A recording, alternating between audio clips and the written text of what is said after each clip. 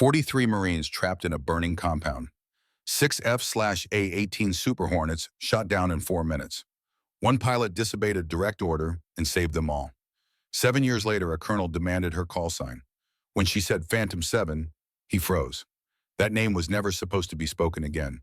The California sun beat down on Marine Corps Air Station Miramar. Heat shimmered off the tarmac in waves that distorted the horizon. Fighter jets lined the runway in perfect formation, their canopies gleaming like mirrors under the relentless August sky. A gray sedan rolled through the main gate at exactly 0900 hours.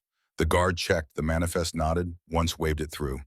Inside, Captain Brennan Sterling sat motionless. Her hands rested loosely on her lap, but her eyes tracked everything through the tinted windows.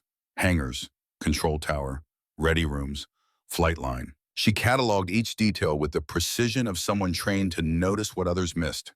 She wore her service uniform, pressed sharp enough to cut, 3 rows of ribbons over her left breast pocket. Most captains her age had 2 at most. The top ribbon caught sunlight as the car turned toward the administrative building. Navy Cross, second highest decoration for valor in combat. For a logistics officer, that was unusual. For a logistics officer, that was impossible. The sedan stopped. Brennan stepped out with economical grace. 1 duffel bag, that was all she carried. 38 years of life condensed into 40 pounds of canvas and nylon. She'd learned to travel light, to carry only what couldn't be replaced. The driver reached for her bag. "Ma'am, I've got it, Corporal." Her voice was quiet but carried an edge of command that made him step back reflexively. She shouldered the duffel in one fluid motion and walked toward the entrance, each step placed with intention. Not hurried, not casual. The gait of someone who'd learned that situational awareness began with how you move through space. From the flight line, a group of pilots watched the new arrival between post-flight checks. Lieutenant Wyatt Caldwell leaned against the nose gear of his FA-18. Flight suit unzipped to the waist, sweat darkening his undershirt. He'd just completed a grueling training sortie and his body showed it. His wingman, Lieutenant Taylor Brooks, stood nearby equally exhausted. "Another transfer from Quantico," Caldwell said, taking a long pull from his water bottle. $10 says she's never even sat in a cockpit." Brooks squinted at the distant figure disappearing into the building. "Admin track probably. Logistics, supply chain management." "Exactly." Caldwell's grin was the cocky self-assurance of a 27-year-old who'd never failed at anything. Another desk rider who thinks managing spreadsheets is the same as flying combat. Neither pilot noticed how Brennan had paused fractionally when first glimpsing the flight line, how her shoulders had tensed, how her free hand had curled into a brief fist before deliberately relaxing. Neither saw the ghost that followed her through that doorway. Colonel Garrett Ashford's office occupied the corner of the squadron headquarters building. At 52, with 28 years in the Corps, he'd earned the spacious quarters. The walls told his story in photographs and commendations. Combat deployments to Afghanistan, Iraq, Syria. His shadow box displayed wings and rank insignia from every promotion, each one representing blood, sweat, and decisions that sent young men and women into harm's way. He held Captain Sterling's personnel file with growing frustration. Too thin, far too thin for 16 years of service. Standard entries filled the pages. Promotions on schedule. Transfers every few years. Fitness reports marked excellent or outstanding. Nothing exceptional. Nothing that explained the Navy Cross ribbon in her service photo. He found the decoration citation. Most of it was redacted. Thick black bars covered entire paragraphs. Only fragments remained visible, tantalizing in their incompleteness. Extraordinary heroism in action against enemy forces, under intense hostile fire. Rescue of personnel under extreme duress. Actions consistently above and beyond the call of duty. The date 7 years ago. Location Syria. Operation name redacted. Unit designation redacted. Specific actions taken redacted. The recommending officer's name redacted. Only the award itself remained unclassified. Everything else had been buried so deep that even a squadron commander couldn't access it. Ashford had seen classified citations before, but never one sanitized this thoroughly. Whatever Captain Sterling had done in Syria, someone with flag officer authority wanted it to stay buried. His intercom buzzed. "Sir Captain Sterling is here for her check-in." "Send her in." The door opened with military precision. Brennan entered, stopped exactly 3 feet from his desk, and rendered a textbook-perfect salute that spoke of endless repetition until the movement became instinct. "Captain Brennan Sterling, reporting as ordered, sir." Ashford returned the salute and studied her face while appearing not to. 38 according to her file, but her eyes carried the weight of someone much older. Gray eyes, the color of winter storms over the Pacific. They met his gaze without wavering, without the nervous energy he usually saw in officers reporting to a new command. At ease, Captain. Have a seat. She sat with her spine straight, hands resting on her knees. Not rigid, not relaxed, perfectly controlled. Ashford tapped the thin file. Says here you're joining us as a logistics officer. Administrative support for squadron operations. Yes, sir. Your last posting was Quantico. 3 years managing supply chain operations for the officer candidate school. Yes, sir. Before that, he flipped a page, his frown deepening. There's an 18-month gap in your service record. Medical leave. The pause was barely noticeable, a fraction of a second, but Ashford caught it. Yes, sir. What kind of medical issue requires 18 months of recovery? The details are in my file, sir. Ashford looked. The medical records section displayed a single line sealed. Level 5 clearance required. He raised his eyes to find her watching him with that same steady, unreadable expression. You qualified expert on the rifle range 7 years ago. That's unusual for someone in logistics. I believe in maintaining combat proficiency, sir. When's the last time you fired a weapon? This morning, sir, before departure from Quantico. I maintained my qualification throughout my posting. That caught his attention. Most administrative officers let their weapons qualifications lapse, renewing them only when required. You kept up your marksmanship skills while managing supplies. Yes, sir. Ashford leaned back, studying her more openly now. 28 years in the Corps had given him an instinct for reading people. Captain Sterling's file said logistics officer. Her bearing said something entirely different. The way she'd entered the room. Checking corners before committing to movement. The way she sat. Back to the wall door in peripheral vision. The way her eyes tracked not just his face, but his hands, his posture, reading body language like a second language. That wasn't administrative training. That was combat conditioning. Captain, I've been doing this job for a long time. I can spot a paper pusher at 50 yards. He leaned forward, voice hardening slightly. You're not one, so I'm going to ask you directly. What's your real story? With respect, sir, my file contains all relevant information. Relevant to whom? To my chain of command, sir. Their eyes locked. A test of wills. Ashford had broken down plenty of junior officers with that stare. Made them squirm. Made them reveal whatever they were trying to hide. Captain Sterling didn't blink. Didn't shift. Didn't give him anything. Finally, Ashford sat back. All right, keep your secrets, Captain. But understand this. On my flight line, I need to know who I'm working with. I need to trust the people around my pilots. If you're hiding something that could compromise this squadron's effectiveness or safety, I will find out. Are we clear? Crystal clear, sir. Dismissed. She stood in one smooth motion, rendered another perfect salute, and departed with the same controlled economy of movement. The door closed. Ashford stared at the file for a long moment. Then he picked up his secure phone and dialed a number from memory, a number he wasn't supposed to have, a number that connected to an office in the Pentagon. It rang 4 times before a familiar voice answered. Major Ashford? Nolan, it's Garrett. A pause. His older brother's voice shifted from professional to wary. Garrett, this is unexpected. What do you need? I just received a transfer. Captain Brennan Sterling. Does that name mean anything to you? The silence stretched too long. Nolan. Where is she stationed? His brother's voice had gone tight. Careful. Here, Miramar, just checked in this morning. Why do you know her, Garrett? Nolan Ashford's voice dropped to barely above a whisper. Don't dig into her background. Don't ask questions. Don't make waves. Why not? Because some stones are better left unturned. That's not an answer.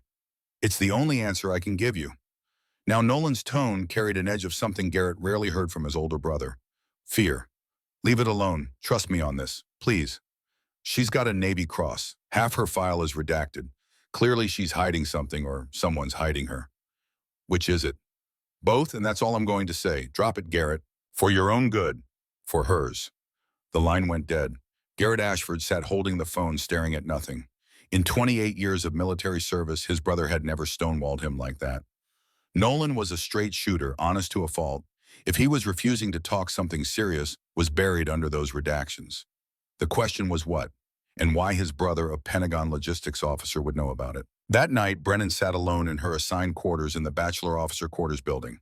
The room was standard issue Spartan. Bed, desk, locker, a window overlooking the flight line where night operations continued under brilliant floods.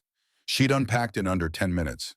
Uniforms hung in military precision, toiletries arranged in the bathroom, one frame photograph on the desk, 7 pilots in flight suits, standing in front of an F/A-18 Super Hornet, helmets tucked under their arms, the confident grins of people who were the best at what they did and knew it. 6 of the faces were circled in red marker, all dead. One face in the bottom right corner remained unmarked. A woman younger than the others by a few years, dark hair pulled back severely, no smile, serious even in a group photo that celebrated mission success. The name tape on her flight suit read Sterling. Written in black marker across the bottom, Phantom Squadron, Operation Classified, 2018. Below that in smaller letters, Phantom 7, Brennan touched the glass covering the photo. Her finger traced each circled face in turn, as if the gesture could somehow reach across the years and bring them back. "Still with you," she whispered to the photograph. "Every single day." Outside, an F/A-18 launched for a night training run. The roar of twin engines shook the window glass. Brennan's entire body went rigid. Her breathing accelerated despite her best efforts to control it. She closed her eyes. The memory came unbidden, unwanted, unstoppable. Night sky over Syria, stars obscured by smoke from burning oil fields. The shrill scream of a missile lock alarm filled her headset, demanding immediate action. Phantom led. "I've got tone SAM launch 11 o'clock high. Brake right 7, brake right now." She yanked the stick hard over. The F/A-18 rolled inverted as G forces crushed her into the ejection seat. Her vision narrowed, gray creeping in from the edges as blood drained from her brain. The missile streaked past so close she could see the exhaust trail, smell the propellant. Then the explosion. Not near her, behind her, above her, everywhere. Phantom 3 is hit. I'm hit. Systems failing. Ejecting. Phantom 5, I've got smoke in the cockpit. I can't see. I can't. Lead is down. Lead is down. Oh God, I'm on fire. The radio dissolved into overlapping voices. Panic, pain, terror, and then one by one the voices went silent. 6 pilots, 6 friends, 6 souls burning across the Syrian desert. And her, still flying, still breathing, still alive. When she shouldn't be. Brennan's eyes snapped open. She was back in her quarters. Miramar, California, 7 years and 5,000 miles from that night. But the screaming never stopped. It echoed in the quiet spaces. In the moments between heartbeats. In every aircraft engine she heard. She stood abruptly, walked to the window, and forced herself to look at the flight line. Jets sat silent now in the darkness. Waiting for tomorrow's missions. She'd been avoiding them all day. The hangars, the ready rooms, anything that might put her too close to an aircraft. Because proximity brought memory. And memory brought the questions she couldn't answer. Why them and not me? The next morning arrived with the kind of crystalline clarity that made Southern California famous. Master Sergeant Dalton Cunningham ran the marksmanship range with the iron discipline of a man who'd spent 20 years in combat zones and had the scars to prove it. 42 years old, 3 tours in Iraq, 2 in Afghanistan. He'd fought in Fallujah when it was street-to-street urban warfare. He'd operated in Helmand province when the Taliban controlled everything outside the wire perimeter. He had 0 patience for incompetence and infinite respect for those who earned it. "Listen up," his voice carried across the range without amplification. "We've got annual rifle qualifications today. This is not a suggestion. This is not optional. If you cannot maintain proficiency with your primary weapon, you have no business wearing that uniform." Questions. Silence from the assembled Marines. Outstanding. First group on the line. Weapons hot in 60 seconds. Lieutenant Caldwell moved to his firing position with the easy confidence of someone who'd never failed a qual. He picked up an M4 carbine, performed his safety checks with practiced efficiency, loaded a magazine, and settled into his stance. The electronic targets popped up at varying distances. Caldwell fired in controlled 3-round bursts. Smooth, professional. When the exercise ended, Cunningham checked the score. 43 out of 50, acceptable, Lieutenant. Next shooter. 3 more Marines cycled through with similar results. All competent, all qualified, none exceptional. Then Captain Sterling stepped to the line. Cunningham watched her approach the weapon. Her movements were different from the others, more deliberate. She didn't just pick up the rifle. She inspected, checked the chamber twice, tested the trigger pull, adjusted the rear sight by 2 clicks, examined the magazine before loading it.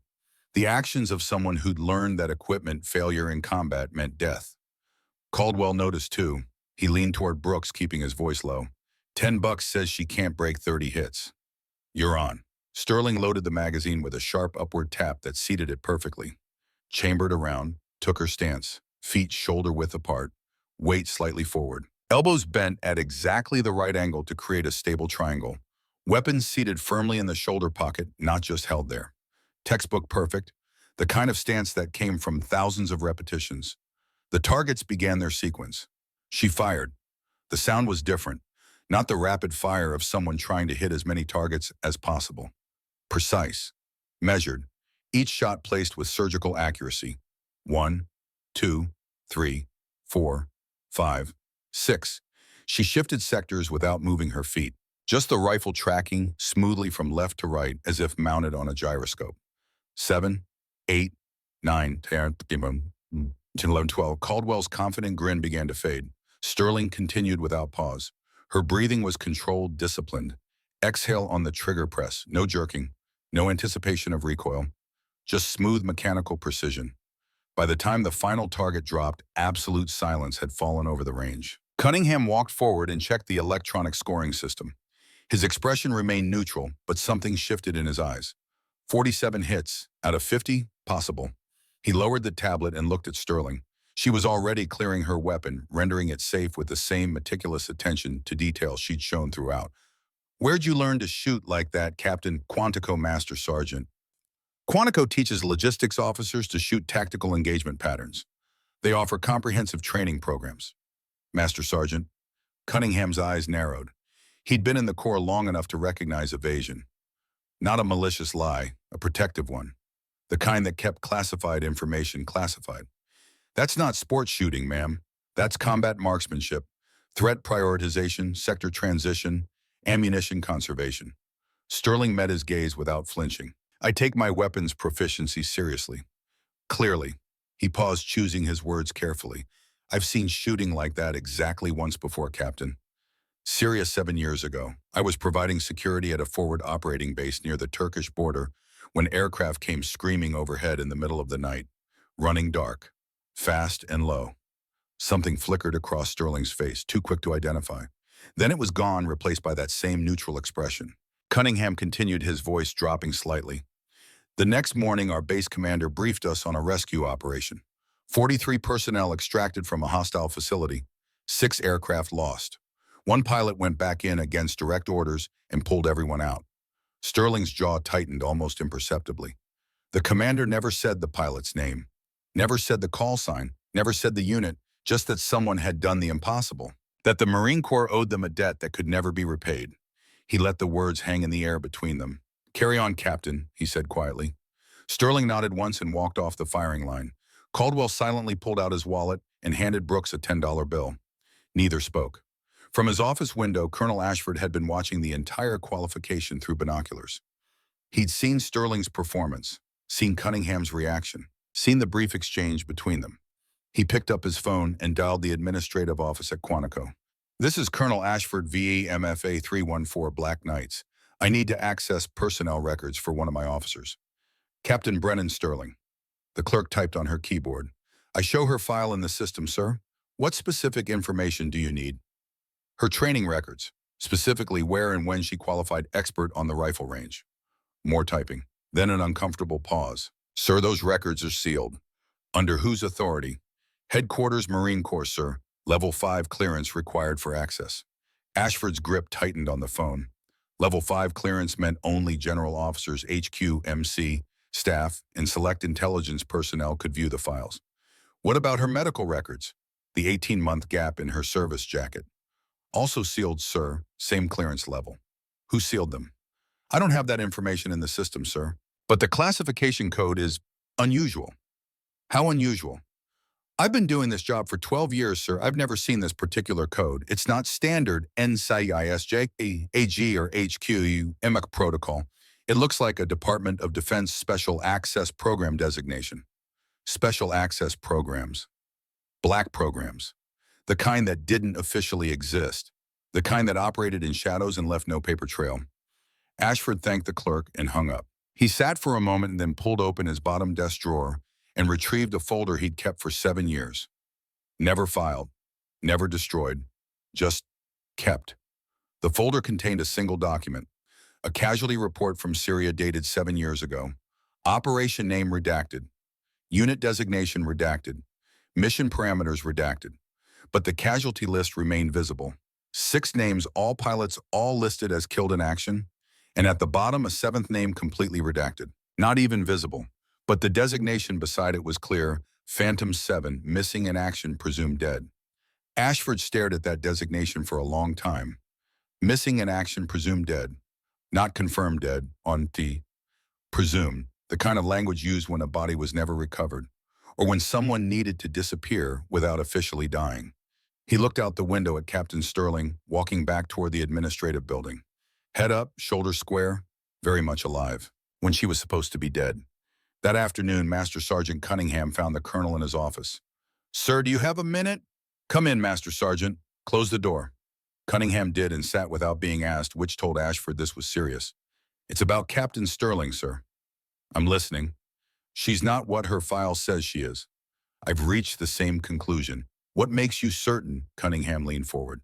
"That shooting this morning wasn't sport marksmanship. It was tactical engagement, threat prioritization. The kind you learn when bullets are coming back at you." "Go on." "I saw shooting like that once before, Syria 7 years ago. There was a rescue operation, 6 aircraft lost in an ambush. One pilot survived the initial attack and went back to save the people on the ground." Ashford felt his pulse quicken. "You were there. Security detail at the FOB, where they staged the rescue helicopter. I didn't witness the operation directly, but I heard the after-action briefing. The pilot who went back, they said it was the bravest thing anyone had ever seen, or the craziest, maybe both." "Did they identify the pilot?" "No, sir. The whole thing was classified within hours, everything sealed. But the scuttlebutt was a woman, a Marine pilot with a call sign. Something to do with ghosts or phantoms." The room went silent except for the faint hum of the air conditioning. Ashford pulled out the casualty report and slid it across the desk. Cunningham read it and his face went pale.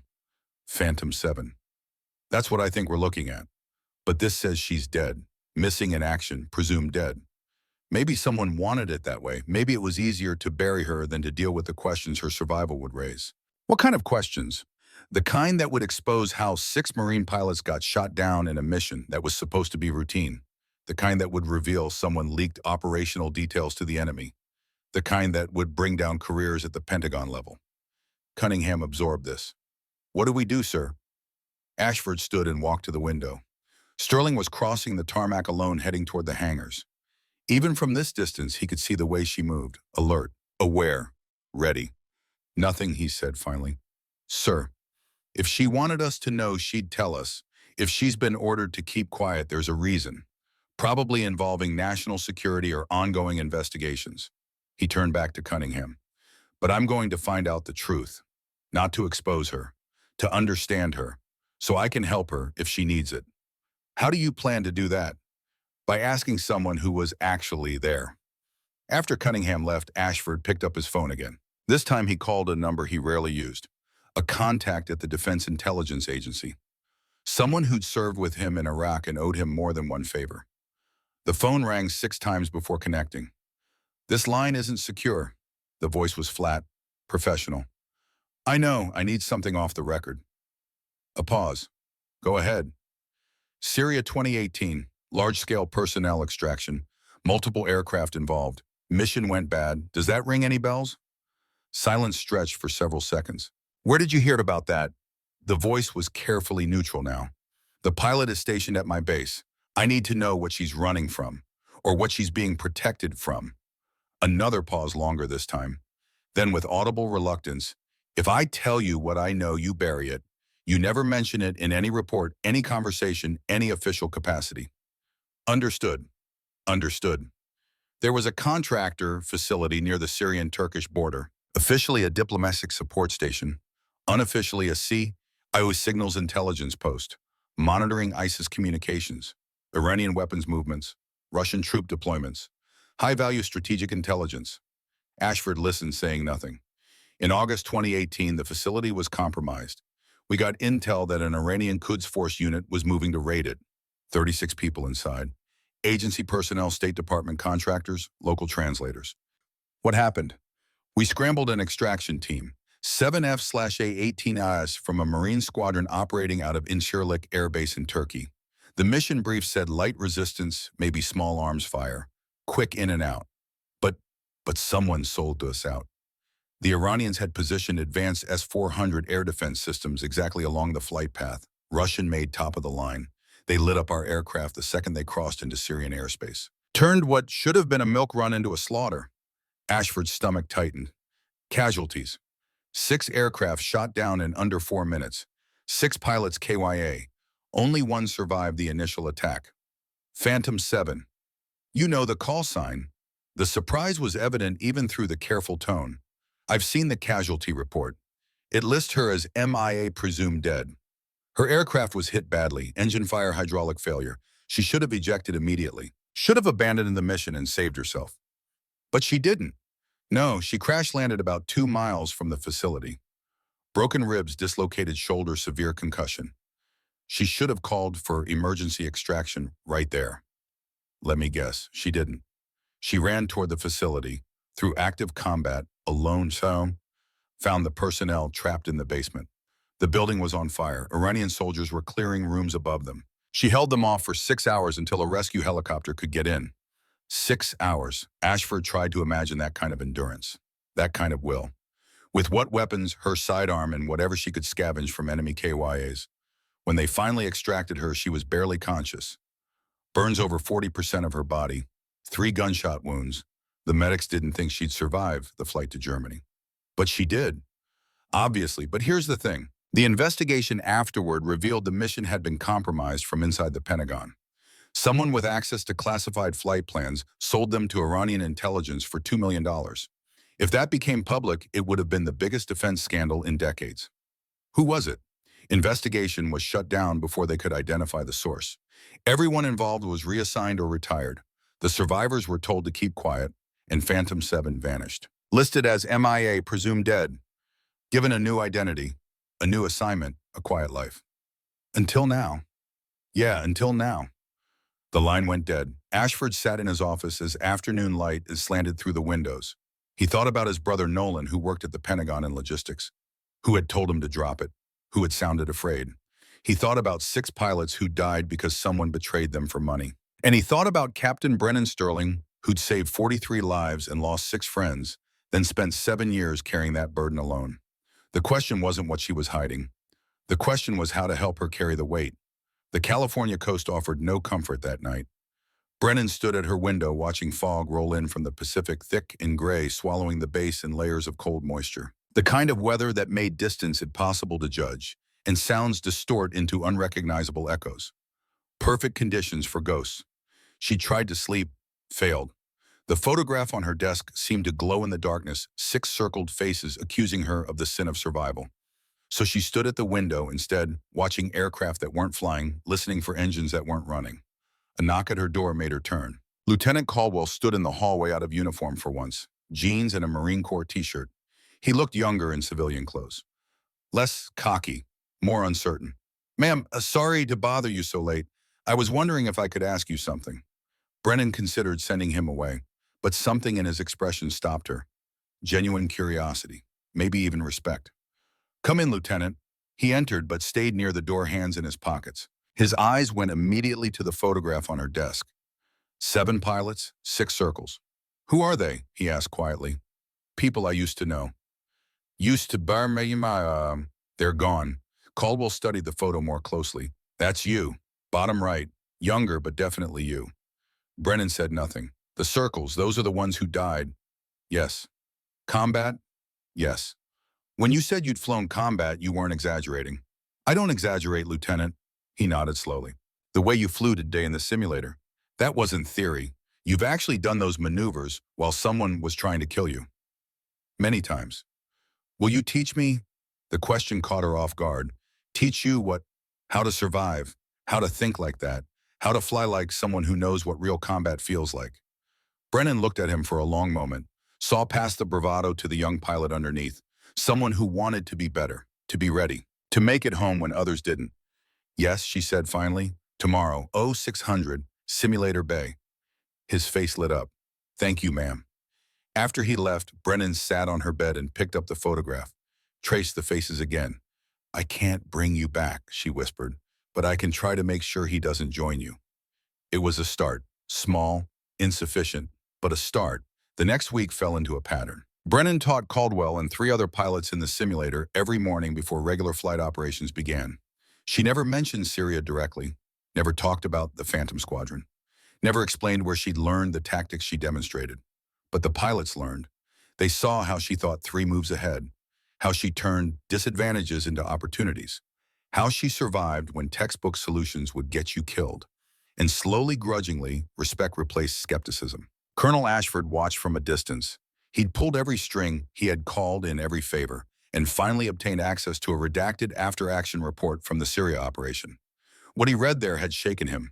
The mission had been simple on paper: extract personnel from a diplomatic facility under threat, standard non-combatant evacuation operation. But someone had betrayed them, sold the flight plan, the timing, the approach vectors. The Iranians had been waiting with some of the most advanced air defense systems in the world. 6 pilots had died in the opening moments, shot down before they even understood what was happening. Only Phantom 7 had survived the initial attack, and instead of retreating, instead of saving herself, she'd gone forward. The report described her actions in clinical military language that couldn't hide the raw courage involved. Crash landing while on fire, running 2 miles with broken bones, fighting for 6 hours against overwhelming odds, saving 43 lives while 6 of her own squadron burned in the desert. One name in the survivor list had made Ashford's blood run cold. His brother, Nolan Ashford, listed as a State Department contractor, but actually CIA operations officer. Brennan Sterling had saved his brother's life. He'd been trying to figure out how to approach her about it when circumstances took the decision out of his hands. The simulation room hummed with electronic activity. 4 full-motion flight simulators occupied the space, their hydraulic platforms capable of replicating every aspect of flight except actual danger. Captain Morrison ran the training program with the efficiency of 3 decades of experience. He watched his monitors as Caldwell and Sterling faced off in a basic fighter maneuvers exercise for the 3rd time that week. Lieutenant Caldwell is improving, Morrison observed to Master Sergeant Cunningham, who'd stopped by to watch. His decision-making is faster, his tactics less predictable. Captain Sterling is a good teacher, Cunningham replied neutrally. She's more than that. I've been instructing pilots for 30 years. I've never seen anyone fly with that kind of awareness. Like, she's not just reacting to the aircraft, she's predicting what it's going to do 3 seconds before it does it. On the screen, Caldwell attempted a complex reversal maneuver. Nearly succeeded, but Sterling anticipated it, countered perfectly, and achieved a simulated missile lock. Splash one, her voice came over the speaker, calm, almost gentle. Caldwell's frustrated curse was clearly audible. Morrison chuckled. That's the 5th time this week she's beaten him. Maybe he should stop trying to outfly her and start learning from her, Cunningham suggested. The simulator session ended. Both pilots emerged from their cockpits. Caldwell was sweating despite the climate control. Sterling looked as composed as when she'd entered. Again, Caldwell said immediately. No. Sterling's voice carried quiet authority. You're making the same mistakes. Flying harder won't fix them. You need to think differently. Then teach me how to think differently. She studied him for a moment. All right, but not here, tomorrow. Actual aircraft. You need to feel it, not simulate it. Morrison's eyes widened. Captain, are you qualified for flight status? Sterling's expression didn't change. I was, 7 years ago. 7 years is a long time. Currency requirements. I'm aware of the requirements, Captain. I'll handle my own qualifications. The lieutenant needs to understand the difference between simulation and reality. She walked out before Morrison could object further. Caldwell looked at the instructor. Sir, is she serious? I think she is. But she'll need Colonel Ashford's approval to fly. Then I'm going to make sure he gives it. That evening, Caldwell knocked on the colonel's office door. Enter. Caldwell came to attention. So permission to speak freely. Granted. What's on your mind, Lieutenant? Captain Sterling has been teaching me and 3 others advanced tactics in the simulator. Sir, she's the best pilot I've ever seen. Better than any instructor at flight school. Better than the aggressor squadron pilots. She thinks 5 steps ahead of everyone else. I'm aware she's been working with you. Where is this going? She wants to fly with me tomorrow, actual aircraft. Says I need to feel the difference between simulation and reality. Ashford leaned back. She hasn't flown in 7 years, according to her file. Sir, with respect, I don't think her file tells the whole story. What makes you say that? Because logistics officers don't fly like combat veterans, sir. They don't teach tactics that could only be learned under fire. They don't, he hesitated. Don't what, Lieutenant? They don't have eyes like hers, sir. Like they have seen things they can't talk about. Ashford considered this. The young pilot was more perceptive than his cocky exterior suggested. If I authorize this flight, what exactly are you hoping to learn? How to survive when the odds are against me, sir. How to make it home when everything goes wrong. How to be the pilot who comes back instead of the one who doesn't. The raw honesty in that statement, decided Ashford.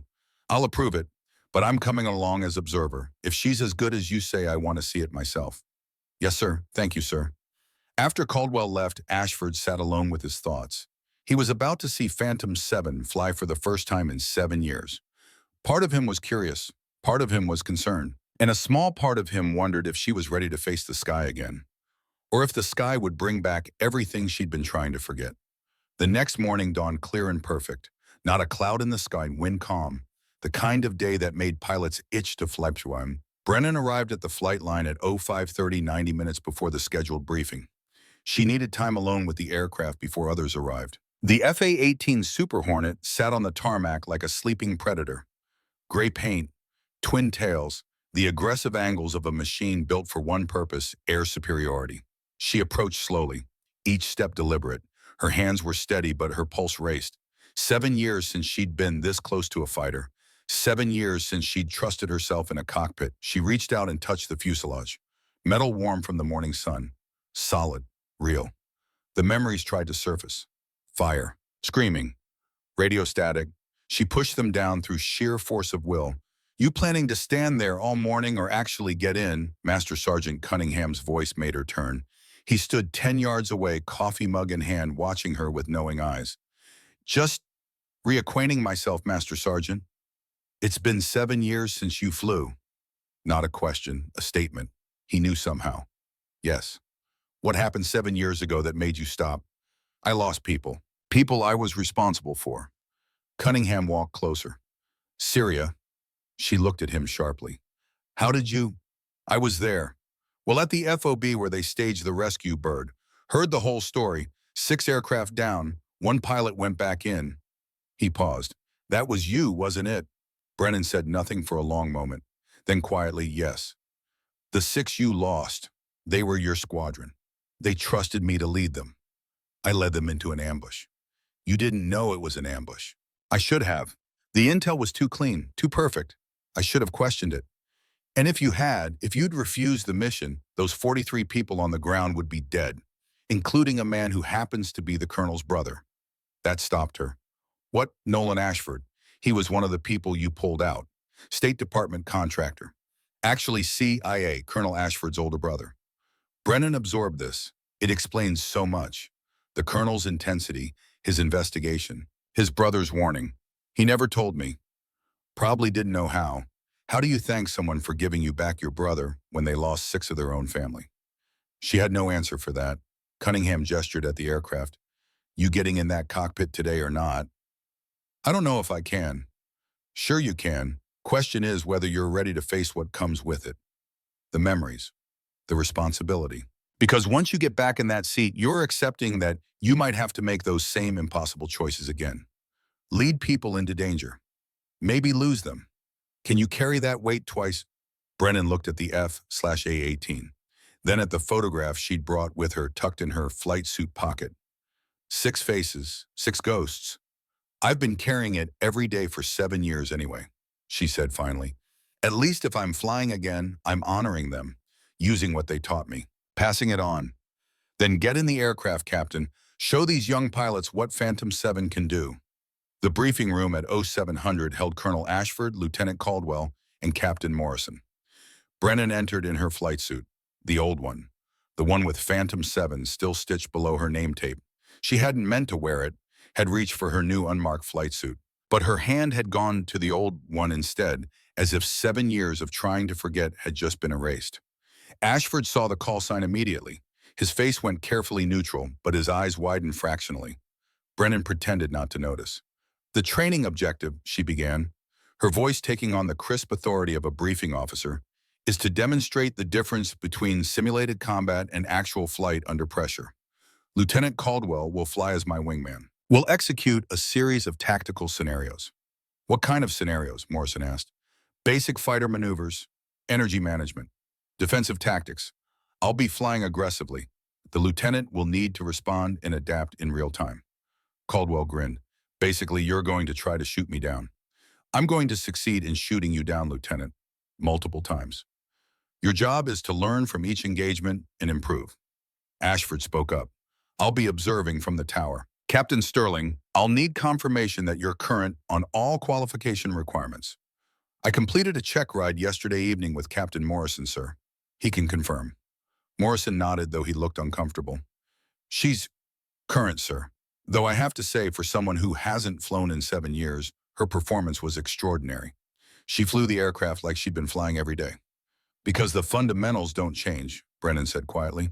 Physics doesn't forget. Neither do I. 45 minutes later, Brennan sat in the cockpit of her assigned FAL-18.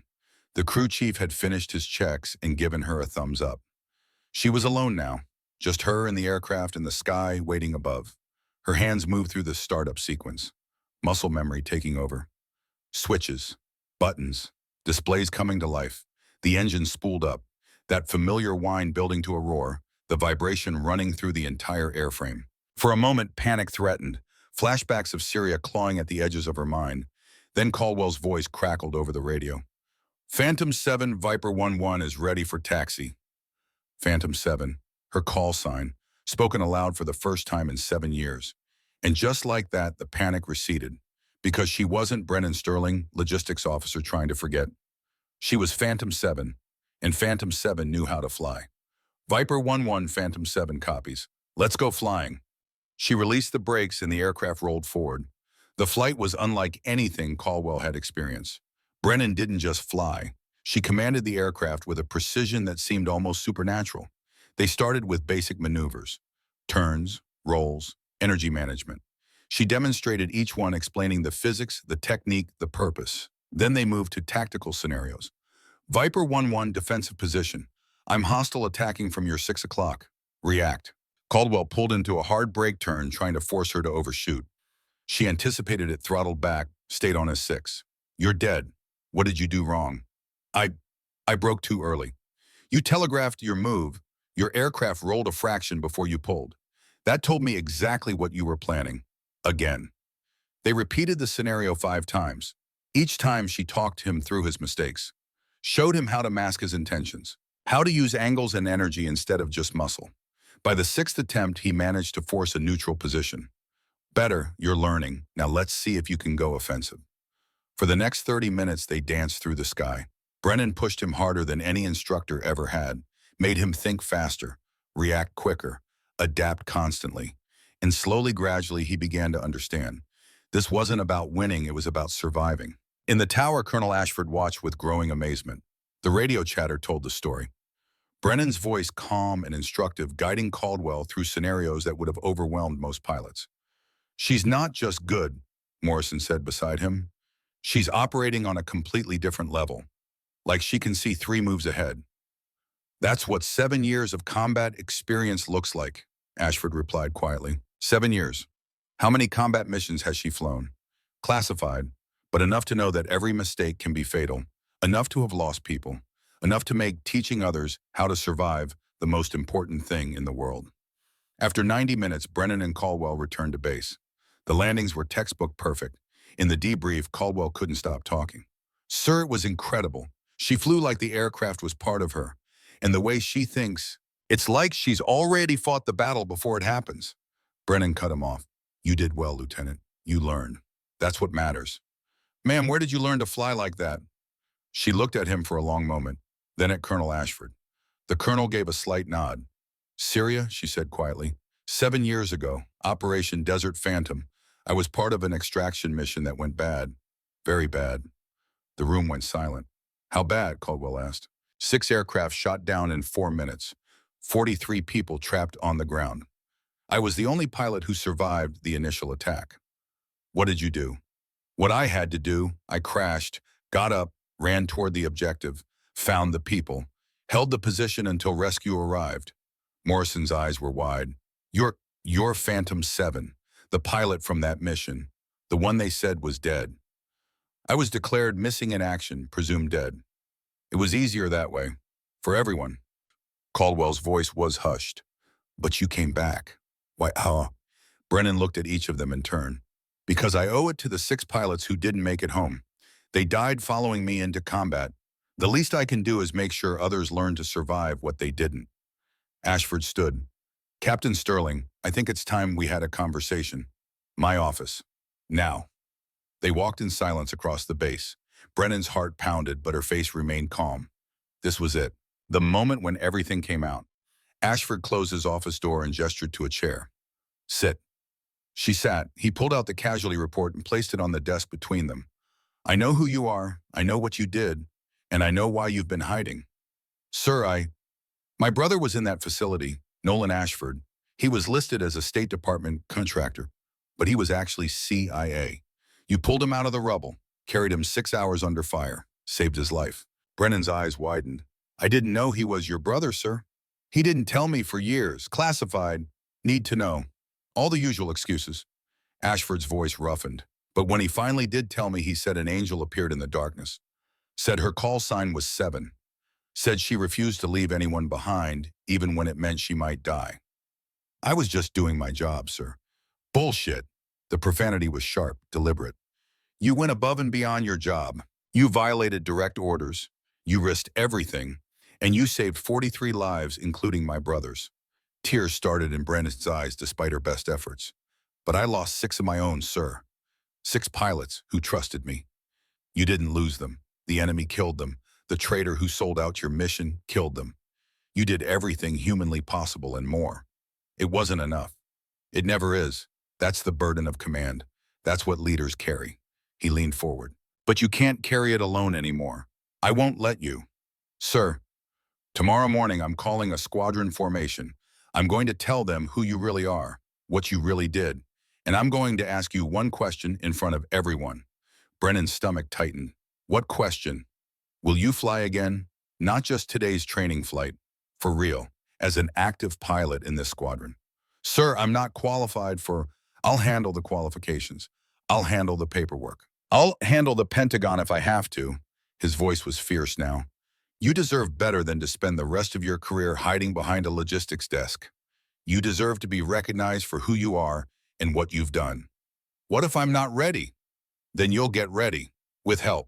With support. With a squadron that will have your back. He stood. Tomorrow 0900 hours, Hangar 3. Be there. Yes, sir. As she walked back to her quarters, Brennan felt the weight on her shoulders shift. Not lighter, just different. Shared. The next morning, 140 Marines stood in formation inside Hangar 3. Every pilot, every crew chief, every maintenance tech and administrative specialist in VMFA 314. Brennan stood off to one side, uncertain why such a large formation had been called. Colonel Ashford had simply ordered her to be present. Ashford walked to the front of the hangar. The space went silent. 7 years ago, he began, his voice carrying without amplification, a Marine F/A 18 Squadron executed a classified extraction operation in Syria. The mission was supposed to be simple. Fly and provide air cover, extract 43 personnel from a compromised facility, fly out. Standard non-combatant evacuation. Every eye was on him. The hangar was so quiet you could hear the wind outside. But the mission was betrayed. Someone sold the flight plan to the enemy. Advanced air defense systems were waiting. The aircraft flew straight into an ambush. Murmurs rippled through the formation. 6 F/A 18s were shot down in under 4 minutes. 6 Marine pilots killed in action. The best the Corps had to offer. Gone in moments. Brennan's vision blurred. She knew where this was going and wanted to run, but her feet wouldn't move. One pilot survived the initial attack. Her aircraft was hit. Engine fire. Hydraulic failure. She should have ejected immediately and saved herself. Ashford's voice grew stronger. Instead, she crash-landed 2 miles from the objective. Suffered broken ribs, dislocated shoulder, severe concussion. Barely made it out of the wreckage alive. The hangar was absolutely silent now. That pilot had a choice: call for emergency extraction and survive, or complete the mission and save 43 people she'd never met. He paused, letting the weight settle. She chose the mission. She ran 2 miles through active combat, alone, found the personnel trapped in a burning basement. The building was collapsing. Enemy soldiers were clearing rooms above them. And for 6 hours, she held that position against forces that outnumbered her 20-1. Gasps and sharp intakes of breath from the assembled Marines. She killed 11 hostile combatants, wounded 6 more, ran out of ammunition twice, and had to scavenge from the dead. When the rescue helicopter finally arrived, she'd been shot 3 times. Burns covered 40% of her body. She could barely stand. Ashford turned and looked directly at Brennan, but she refused to evacuate until all 43 personnel were loaded on board. Only then did she collapse. The medics didn't think she'd survive the flight to Germany. Every head turned to follow his gaze. That pilot's call sign was Phantom 7. His voice dropped to a fierce whisper. And she's standing in this hangar right now. The silence was deafening. Brennan felt 140 pairs of eyes lock onto her. Her throat closed, her pulse hammered. Ashford's voice cut through her panic. Captain Sterling, front and center. Training took over. Her body moved on autopilot. She walked forward, each step measured, despite the chaos in her mind. She stopped in front of Ashford and rendered a salute. He returned it. When he spoke, his voice was gentler. State your name and rank for the record, Captain. Captain Brennan Sterling, sir. State your true call sign. The moment stretched. 7 years of secrets, 7 years of hiding, 7 years of carrying the weight alone. She met his eyes and made her choice. Phantom 7, sir. The words echoed through the hangar like a gunshot. Ashford stepped back. His face had gone pale. When he spoke, his voice shook slightly. You saved my brother that night, Nolan Ashford. He was trapped under rubble in that basement. You pulled him out. You carried him to safety. Brennan's eyes widened. Sir, I pulled out everyone I could find. I didn't know. He told me about you 7 years ago when he finally came home. He said an angel appeared in the darkness and refused to let anyone die. He said she called herself Seven. He said because of her, he got to meet his daughters. Because of her, my family stayed whole. His voice broke on the last word. The hangar erupted, not in applause, in something deeper. A collective recognition, understanding. Lieutenant Caldwell stepped forward from the formation. Ma'am, when you beat me in the simulator, when you taught me those tactics, that wasn't theory, that was real experience. Lessons you learned fighting for your life. Yes, Lieutenant. And you never said anything, never told us who you really were. Because I didn't want to be a hero. I wanted to be a reminder that combat is real, that people die, that every decision matters. Master Sergeant Cunningham spoke up from the ranks. Ma'am, I was at the FOB that night. I heard the radio traffic, heard you telling the helicopter pilot to wait, that you had more people coming, even when they said the Elza was getting hot, even when they told you to abort. I couldn't leave anyone behind, Master Sergeant. No, ma'am, you couldn't, and you didn't. Colonel Ashford raised his hand. Silence fell immediately. Captain Sterling saved 43 people that night, but she also lost 6 members of her squadron, 6 pilots who followed her into combat, 6 Marines who paid the ultimate price. He paused, his voice hardening. She's carried that weight for 7 years, alone in silence, because the mission was classified, because the program was shut down, because someone at the Pentagon didn't want the truth about the betrayal to come out. Anger rippled through the formation. Marines didn't leave their own behind. The idea that someone had buried one of their heroes was unacceptable. But she's not dead, Ashford continued. She's here, and she came back because she couldn't stay away, because being a pilot isn't what she does, it's who she is. He turned to face Brennan directly. I called this formation to do 2 things. First, to acknowledge your service, your sacrifice, your heroism, to make sure this squadron knows exactly who you are and what you've done. She stood at attention, tears streaming down her face. Second, to ask you a question in front of witnesses. His voice softened. Will you fly again, Captain? Not just training flights, active duty status. Will you accept a position as a combat instructor in this squadron and teach these Marines how to survive what you lived through? The question hung in the air. Every person in that hangar held their breath. Brennan looked around at the assembled faces, young pilots eager to learn, Experienced crew chiefs who understood sacrifice. Marines who would have her back. Then she looked past them at the FA-18 EPS parked on the flight line through the open hangar doors. Her heart hammered, fear warred with longing. She thought of the six, of their faces in that photograph, of the promises she'd made to never forget them. But she also thought of Caldwell, of the other young pilots she'd been teaching, of the squadron standing before her offering support instead of judgment. They deserved more than theories. They deserved a mentor who understood survival. She looked Colonel Ashford in the eye. "Yes, sir, I'll fly." The hangar erupted in cheers. Ashford rendered a slow, deliberate salute. "Welcome home, Phantom 7."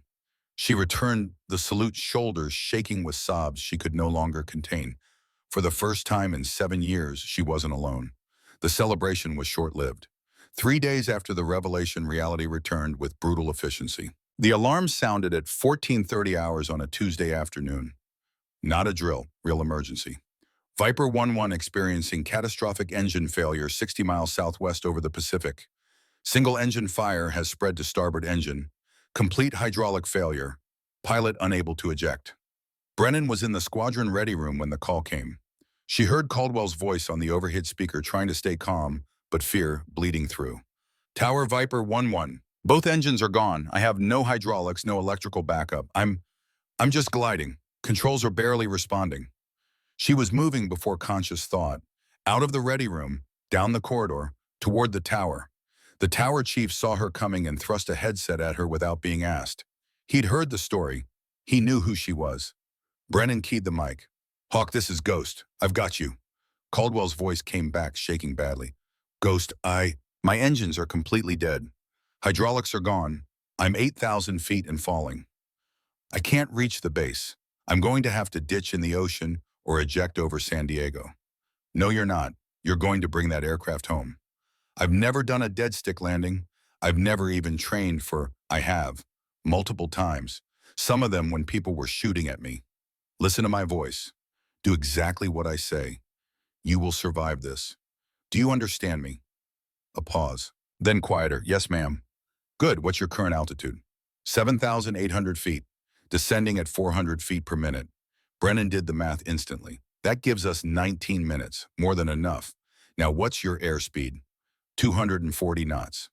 "Too fast. You need to bleed energy. Deploy your speed brakes." Speed brakes deployed, airspeed dropping to 220. "Good. Now listen carefully. You're not flying an airplane anymore. You're flying a glider, a very heavy, very expensive glider. Everything is about energy management. Altitude is your currency. You spend it wisely or you run out." On the tower monitors, Brennan could see the flight path projected. Caldwell was southwest of the base heading northeast, but his glide ratio wouldn't get him to the runway without adjustments. "Hawk, I need you to turn left. Heading 350. That will put you on a longer approach but maximize your glide distance." Turning left to 350. Controls are so heavy, like moving through concrete. "I know, you're doing fine. Just keep steady pressure. Don't fight it." Colonel Ashford arrived in the tower out of breath from running. "Status. He's 19 minutes out, total engine failure, no hydraulics," Brennan said without taking her eyes off the monitors. "I'm talking him through a dead stick landing." "Can he make it?" "He has to." On the headset, Caldwell's breathing was getting faster. "Ghost, I'm down to 6,000 feet. The stall warning is going crazy." "Ignore it. You're not going to stall. The warning system doesn't know you're in a glide. It only knows your engines are off. Trust me, not the computer." "Trusting you. Altitude 5,500. Brennan closed her eyes briefly, flashed back to Syria, her own aircraft dying, the ground rushing up, the certainty of impact. She opened her eyes and pushed the memory away violently. Not now, not when Caldwell needed her. 5,000 feet. I can see the base, but I'm too high. I'm going to overshoot the runway." "No, you're not. Deploy your landing gear." "Landing gear now, that will slow me down even more." "Exactly. You need to increase drag. Gear down now." "Gear down, oh, wow, that added a lot of drag. Descent rate increasing to 600 feet per minute." "Perfect. Now at 3,000 feet, you're going to deploy full flaps." "Full flaps, ma'am. The manual says—" "Forget the manual. The manual was written for powered flight. You're not flying powered. At 3,000 feet, full flaps." "Got it. Got it. 3,000 feet, full flaps." Brennan watched the altitude tick down on the monitor. She could see the emergency vehicles racing toward the runway. Fire trucks, ambulances, everyone preparing for the worst. She refused to let the worst happen. Hawk, talk to me. What do you see? Runway is straight ahead. I'm at 3,200 feet, descending through 3,000 now, deploying full flaps. The aircraft shuddered as the flaps extended fully. Drag increased dramatically. Flaps are down. Descent rate is 700 feet per minute. I'm coming in fast and steep. You're coming in perfect. At 1,000 feet, I need you to start your flare. Pull the nose up 10 degrees, not more, exactly 10. How will I know when it's 10 degrees? Feel it. You'll know. That's not very scientific. Flying never is. 2,000 feet, 1,500. On the external cameras, Brennan could see the aircraft now, a dark shape against the sky gliding silently toward the runway. No engine noise, no power, just physics and prayer. 1,000 feet, starting my flare, pulling the nose up. How's this? Brennan watched the angle change on the monitor. Perfect. Hold it there. Don't change anything. 500 feet, 400. She could see the runway clearly now. Caldwell was lined up perfectly, but his descent rate was still high. Hawk, at 100 feet, I need you to pull the nose up another 5 degrees. Just 5. It's going to feel like you're stalling. You're not. Do it anyway. Copy. 100 feet coming up.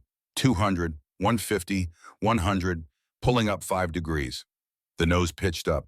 The aircraft seemed to float for a moment, bleeding off the last of its speed. Then the main gear touched down. Hard. The aircraft bounced back into the air. Ease the nose down. Don't fight it, Brennan shouted. The nose came down. The wheels touched again. This time they stayed down. The aircraft rolled down the runway with no brakes, no thrust reversers, just friction and hope. Sparks flew from the drag chute deployment mechanism as it automatically triggered. The FA-18 rolled and rolled and rolled. 900 feet from the end of the runway, it stopped. Silence in the tower. Then Caldwell's voice, shaking but alive. I'm down. I'm stopped. I'm alive. Brennan's legs gave out. She collapsed into a chair as every ounce of strength left her body. You're alive. You did it. You're alive. Around her, the tower crew erupted in cheers. Ashford knelt beside her. You just saved his life. She was sobbing now, 7 years of survivor's guilt pouring out in great heaving gasps. I saved one. Finally, I saved one. On the runway below, Caldwell climbed out of the cockpit on shaking legs. He fell to his knees on the tarmac, overwhelmed. Emergency crews surrounded him, but he waved them off. He looked up toward the tower. Couldn't see Brennan through the glass and distance, but he raised his hand in a slow salute. In the tower, Brennan saw it, through her tears, through 7 years of pain, and she saluted back. That night, Brennan sat alone in her quarters with the photograph of Phantom Squadron. 6 faces, all gone, all remembered. She traced each one with her finger. I can't bring you back, she whispered, but I can honor you, by teaching others, by making sure they survive what you didn't. She set the photograph down and pulled her flight suit from the locker, the old one with Phantom 7 stitched below her name. Tomorrow, Colonel Ashford was scheduling her first official flight as an active squadron pilot. Not a training exercise, not a simulation, real operational flight. She folded the flight suit carefully and placed it on her desk. Tomorrow she would fly, not to forget the 6, but to honor them, by showing the next generation how to survive, how to fight, how to come home. 3 months later, the ceremony was scheduled for 0900 hours on a Saturday morning. Clear sky, light wind, perfect flying weather. 12 young pilots stood in formation on the flight line. 12 students who had completed the newly established Phantom Tactical Training Program. The first graduating class. Brennan Sterling stood before them in her dress uniform, no longer hiding, no longer ashamed of who she was. Colonel Ashford addressed the assembled Marines and families. 3 months ago, this squadron gained something invaluable. Not just a pilot, not just an instructor, but a warrior who has seen the worst combat can offer and came back to teach others how to survive it. He gestured to Brennan. Captain Sterling has trained these 12 pilots in tactics that can't be found in any manual. Tactics learned in the crucible of real combat. Tactics that save lives. Brennan stepped forward. You 12 have worked harder than I ever asked. You've learned to think instead of just react, to adapt instead of just follow procedures, to survive when everything goes wrong. She looked at each of them. Caldwell stood front and center, his face serious for once. You're ready, not for perfect missions. No mission is perfect, But you're ready for when things go wrong, when the plan fails, when you're alone and scared and everything tells you to quit. Her voice strengthened. You're ready to make the hard choices, to keep fighting, to bring yourselves and your people home. Master Sergeant Cunningham approached carrying a wooden case. Inside were 12 patches. The design showed a stylized ghost image with the number 7, Phantom 7. The call sign that had been buried was now a badge of honor. These patches represent more than a training program, Brennan said. They represent 6 pilots who gave everything. This number 7 isn't my call sign anymore. It's a promise that their sacrifice meant something, that we remember, that we carry on. She pinned the first patch on Caldwell's flight suit herself. Lieutenant Wyatt Caldwell, you flew into death and came out the other side. You're ready. One by one, she pinned the patches. Each name spoken, each accomplishment recognized. When the ceremony ended, Ashford presented Brennan with a framed photograph. It showed a memorial plaque that had been installed in the squadron ready room, in memory of Phantom Squadron 6 pilots who gave all their legacy lives on. Below it, 6 names were engraved, names that had been classified for 7 years, names that could finally be spoken. Brennan's hands shook as she held the frame. Thank you, sir. Thank you, Captain, for coming back, for teaching, for honoring them the right way. The final moment came 30 minutes later. 7 FA-18 Super Hornets sat on the flight line. Brennan would fly one. Her 6 top students would fly the others with Caldwell as her wingman. A memorial flight, 7 aircraft, 7 souls, 6 remembered, 1 leading them. Brennan climbed into her cockpit for the first time as an official member of VMFA 314. She ran through her pre-flight checks with practiced efficiency. Her hands were steady now. No trembling, no doubt. She looked at the photograph of Phantom Squadron that she'd tucked into a small pocket in the cockpit. 6 faces, still gone, still loved, still flying with you brothers and sisters, she whispered. Every single day. The radio crackled. Tower Phantom Flight ready for taxi. Phantom Flight cleared to taxi runway 24 left. Winds 230 at 6 knots. Brennan released her brakes. The aircraft rolled forward. 6 others followed in perfect formation. They taxied to the runway, lined up, 7 aircraft, 7 pilots, 7 hearts beating as one. Phantom Flight cleared for takeoff. Brennan pushed the throttles forward, afterburners lit with twin cones of fire. The acceleration pressed her back into the seat. For a moment just before rotation, she thought about Syria, about fire and fear and loss. Then the wheels left the runway, and she was flying. Free, whole, reborn. The 7 aircraft climbed in perfect formation. Below them, the base grew smaller. Ahead, the sky opened infinite in blue. Brennan's voice came over the radio, calm and sure. Phantom Flight lets us show them how it's done. They rolled into a formation loop, 7 aircraft moving as one. A tribute to those who fell, a promise from those who remained. On the ground, Colonel Ashford watched them through binoculars. Beside him, Master Sergeant Cunningham stood at attention. She's going to be okay, Cunningham said quietly. Yes, Ashford agreed. She's home. In the sky above, 7 aircraft traced patterns of memory and hope. Brennan Sterling flew at the center, no longer running from the past, but carrying it forward with honor. The ghosts still followed her. They always would. But now they weren't chains. They were wings. And Phantom 7 was flying again.